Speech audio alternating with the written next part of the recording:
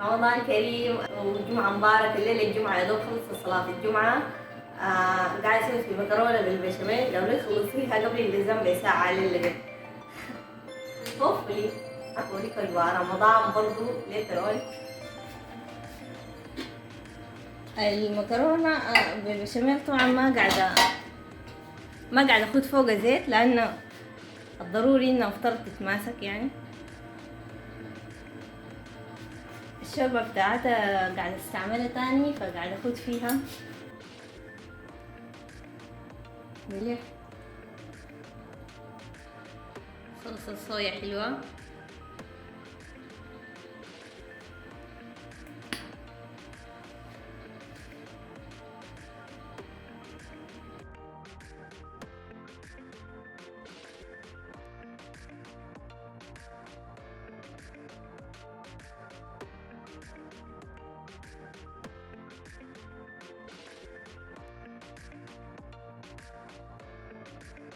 برضه أخد معاه زبيب.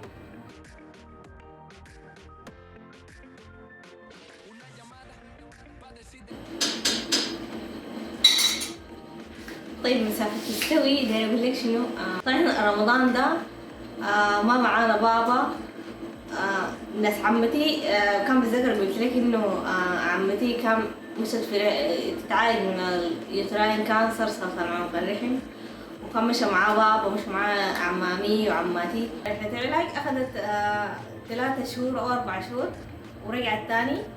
هتقعد زي 3 شهور تاني تمارس حياة العاديين في السودان، وترجع تاني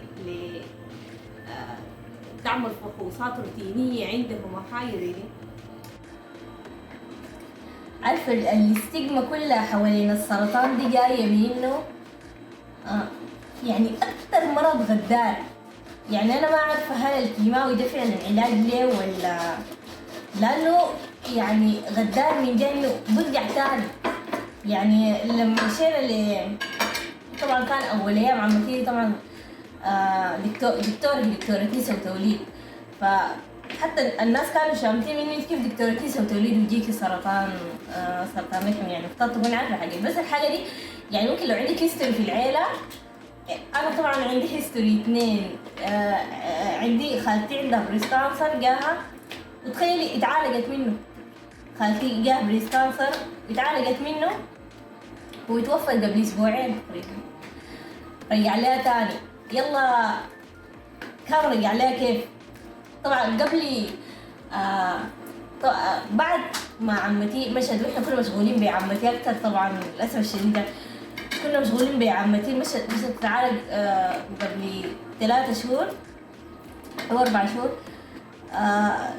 ظهر كان خالتي دي اللي عندها بريست كانسر ضربت في كراعها، ووقعت على كراعها وكراعها اتكسرت. ولما مشوا لدكتور العظام قال لهم احنا ما بنقدر نعمل لها عملية لأنه السرطان يتفشى في جسمها كله. فهي كان عندها سرطان جاها 2010 2011 واتعالجت منه، لكن ما رجعت للدياغنوستكس الروتينية بتاعتهم كل 6 شهور دي، بطلتها. شافت انه العلاج ده كان كافي جدا وما رجعت. هو اخواتي قالوا لي انه مفترض ماكسيموم 6 شهور، من 3 شهور ل 6 شهور انك كل مرة تعمل دياغنوستيك، لأن السرطان غدار بيرجع تاني. فهي ما رجعت، و زي السرطان في الفترة دي كان ماشي ينتشر في جسمها. دكتور العظام قال لهم حولها دكتور أورام. دكتور الأورام قال لهم الزوجة رجعوها بيتها تقضي آخر أيامها في بيتها. فهي فعلا بعد كلامه ده، بعد وقعت على الكراع ده وبعد كلام الدكتور ده توفت طوال. يعني عانت كتير. يعني كان حصل لها ديتيريوريشن على مر 2 أسبوعين تقريبا. هي في حالة ما قادرة أقول لك كيف، يعني حالة كده بين الحياة والموت. يعني أي حاجة بتاكلها جسمها بيرفضها ليها. طبعا مستشفيات السودان هي العناية المكثفة مليانة فل. عندي أختي بتقضي الامتياز في حاجة صافي، برضه سألها قال له عندكم هنا دقيقة الكيماوي جات.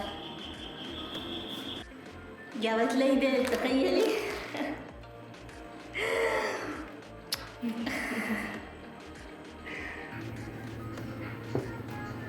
والصوص هسوي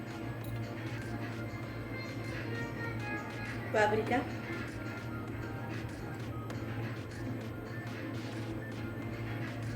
بس الطيب ده ولا اسمه شنو ما عارفة، كزبرة خضراء، فلفل،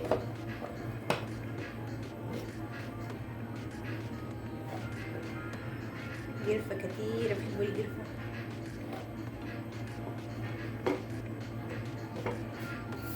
سكر،